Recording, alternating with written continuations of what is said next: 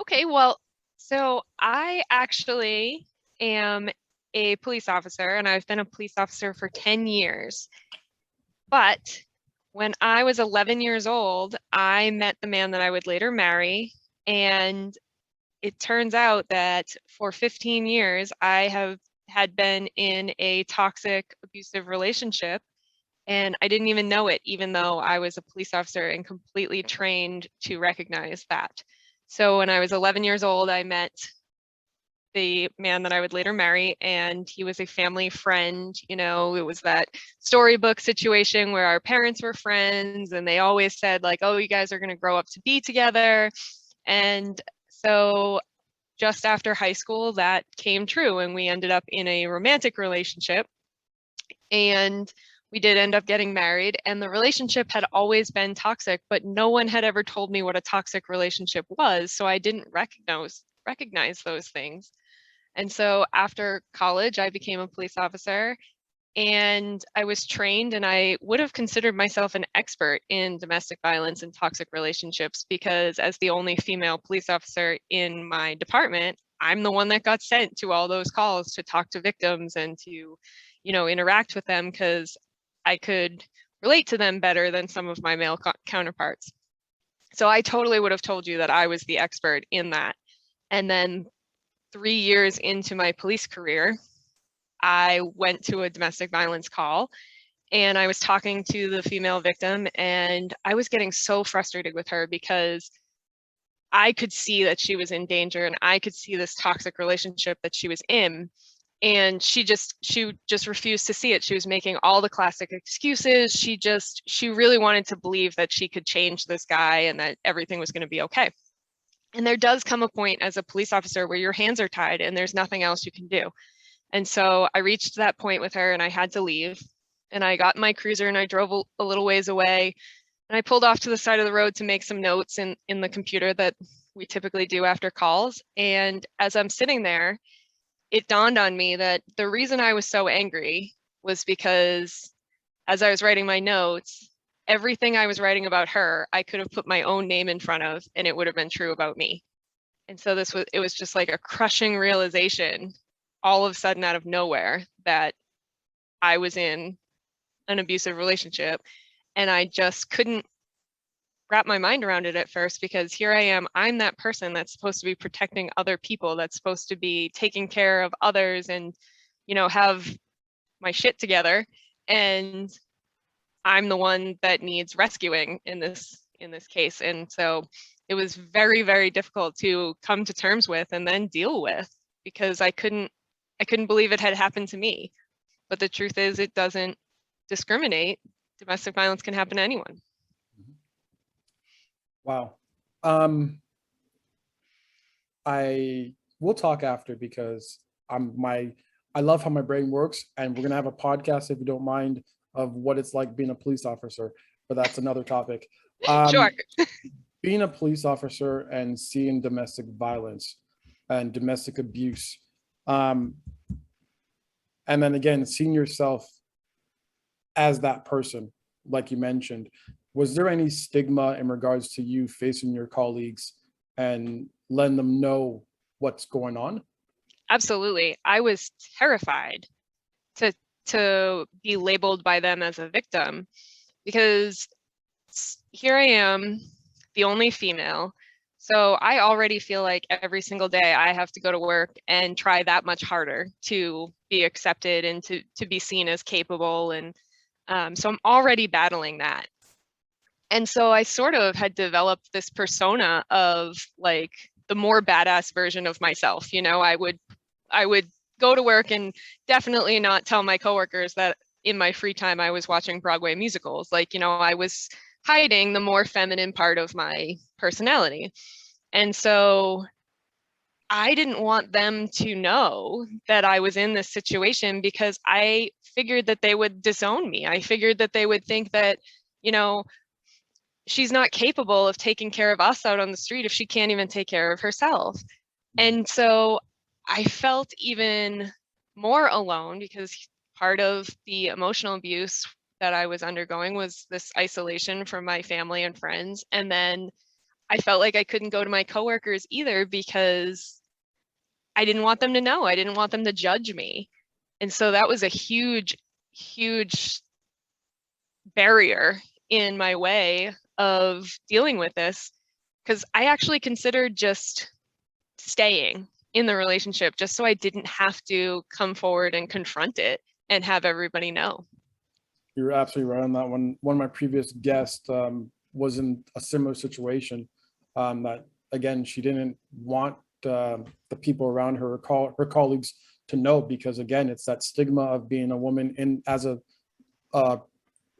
public figure, to know that, hey, something's wrong. And like you said, it's that if you can't take of your home life, what are you doing out there trying to help others take care of their own home life? Exactly. Side question, or same question, was your, I assume, your ex-husband? Yes. Okay. Ex-husband. Was he part of the force as well? He was not, but he had transitioned out of the military. So he was in the military and had just been discharged actually right before we got married. And then, so he had been out about a year when I had my realization that this was happening. So not on the police force, but still in that like male dominated position of feeling like he had the power kind of thing. That's true. You mentioned military. I was talking to someone last night about that. Was it, so I'm trying to play what's it called, devil's advocate in a sense.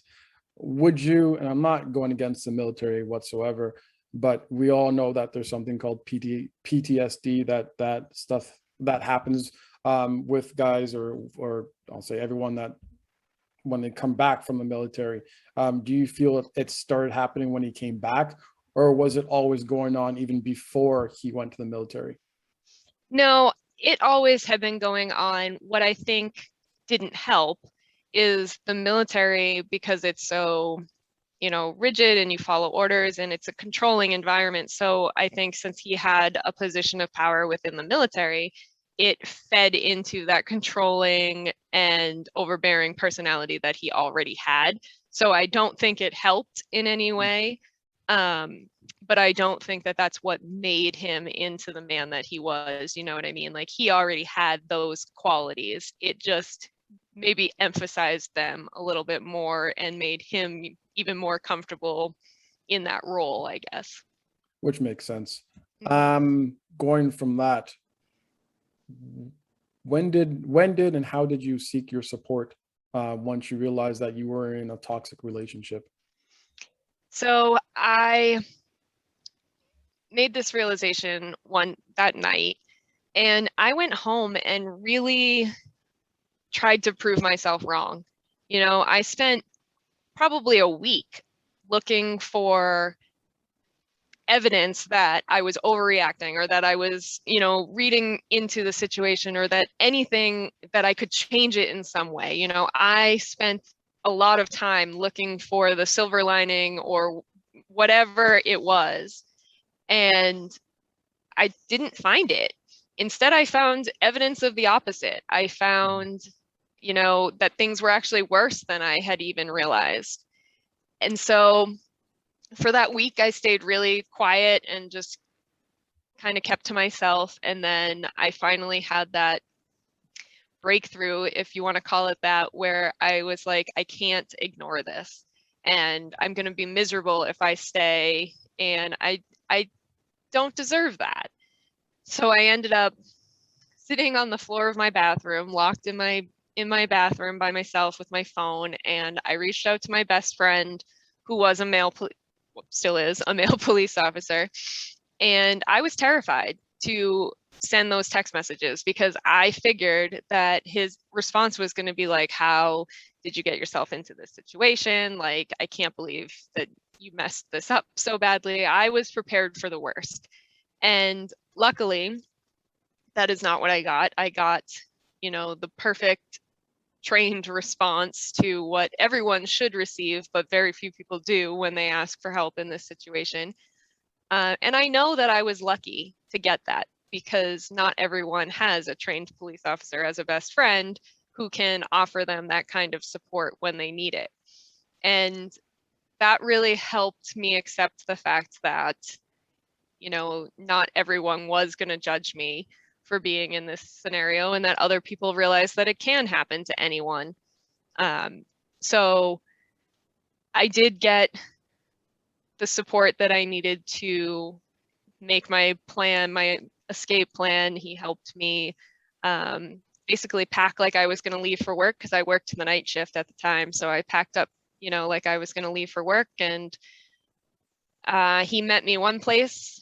A friend took my car to one location. They took me to a different location, and I had some time to kind of collect myself and figure out what the next steps were, which unfortunately, when you're married, means you have to go through the courts, which is a long, painful process. And he wasn't willing to let that go easy. So it dragged on for over a year before I finally had, you know, legal freedom from him. And the support was really important during all of that, because it's a long process where you go through a lot of emotions and a lot of doubt and a lot of self-doubt. And I was so thankful to have the people that I had surrounding me that could really push me and help me through that. And I can't imagine what it would be like to have to go through that alone. And I know that many survivors do have to do that alone. So I just feel my heart breaks for that situation. I love how you said that. Few things that I've took note upon is that I believe that when people are in situations, the only way to get out is, first thing to do is accept that this is reality. And once you've had that reality, is one, now reach out for that support. It's nice to have someone that you could call upon and lean upon that will take you serious, and therefore they're able to plan, in your case, a way out. And I think that's what a lot of people need, but it all starts with accepting the situation that you're in and wanting and willing to do whatever you can to escape it. Yeah, you need that acceptance, because it's really easy to fall into that mindset of it's not that bad. I'd rather just deal with it. You really have to come to that point where you know that this is the best thing, because that's what you need to fall back on when it does get hard. Very true. Being a police officer, I'm going to ask you this question. What are some signs of an abusive relationship? And the reason why I'm asking that question is because, again, you get called to many domestic scenes throughout your career. There has to be something that says, when you get to a scene, that points out saying, yes, these are domestic abuse and domestic violence that's been happening. Because you get there, and just because a table is on the floor, it doesn't mean that something happened. In a sense, you really have to analyze the situation and analyze the environment to determine those things. Well, the problem is we have kind of conditioned ourselves as a society to recognize domestic violence as this physical thing where there's, you know, black eyes and split lips and those physical markers of domestic abuse. And while that's true in some situations, it's not true in a lot of situations. A lot of this violence and abuse starts and sometimes stays emotional. And people don't realize that that emotional abuse is just as damaging as the physical abuse, and it wears away on your self-esteem and your self-worth and your mental health and eventually your physical health, even though the words and the feelings and those things, they don't leave those physical marks that, you know, a punch or a slap or something like that would. And so it all comes down to the fact that all domestic abuse is about control, and that abuser is controlling the situation, the person, and trying to control the entire environment.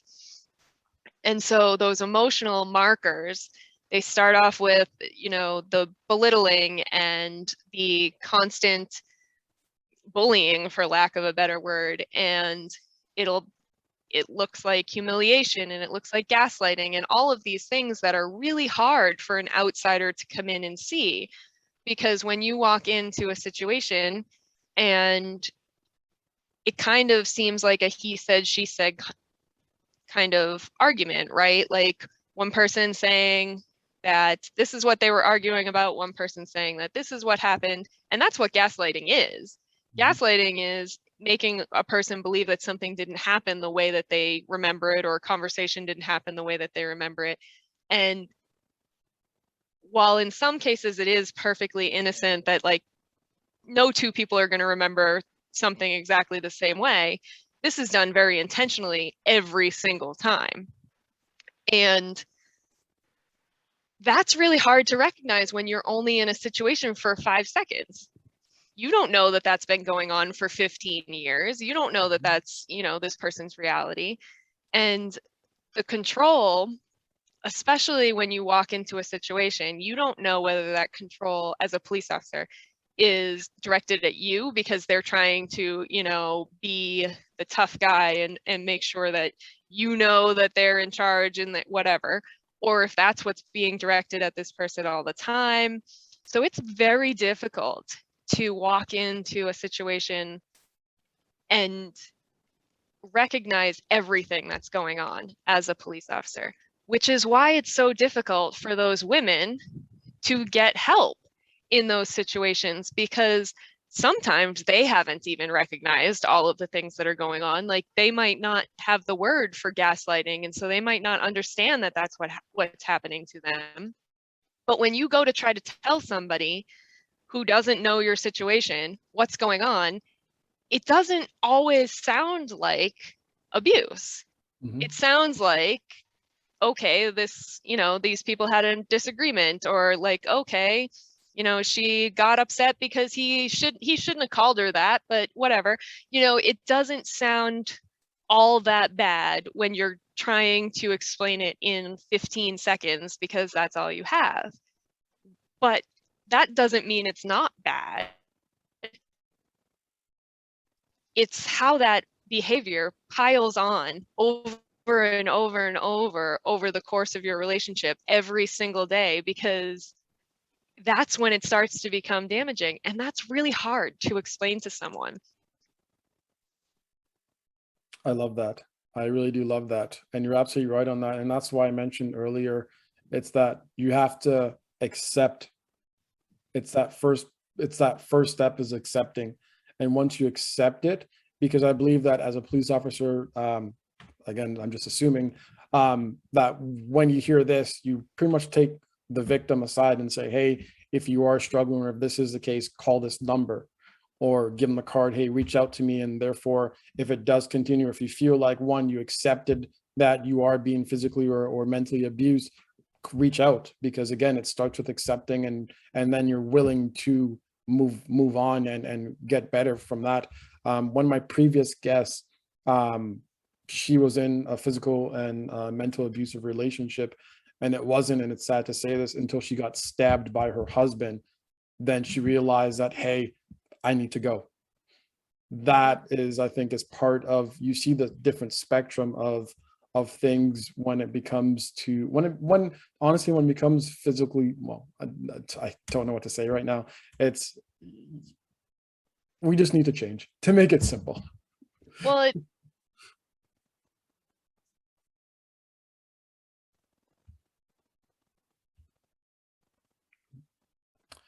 Nina, I believe you froze on me just now. Oh, much better. Sorry. It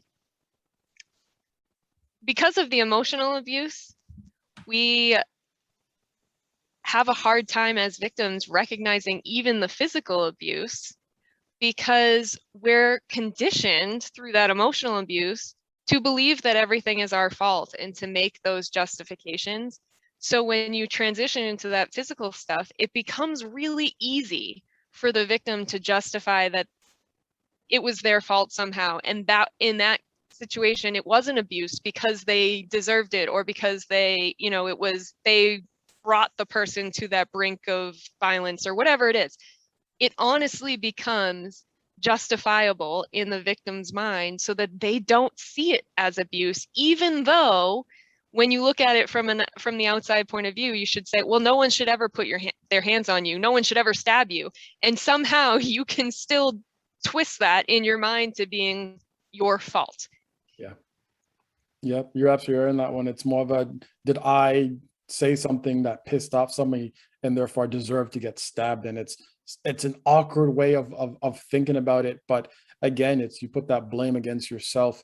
Quick question now that I think about it. Did your parents play a part on you staying in that relationship? And I say that because you mentioned earlier that when you guys were kids, you guys were like, oh, these two were meant to be, in a sense. Did that ever play a part in it, saying, if they said it's meant to be, then I have to stay in it, and no matter what? Absolutely. I think so even at 11 years old, the emotional stuff was there. You know, he was constantly belittling me, constantly picking on me, but I saw it as, that, boys pick on you because they like you and all of those stupid things that people say. And my parents said it.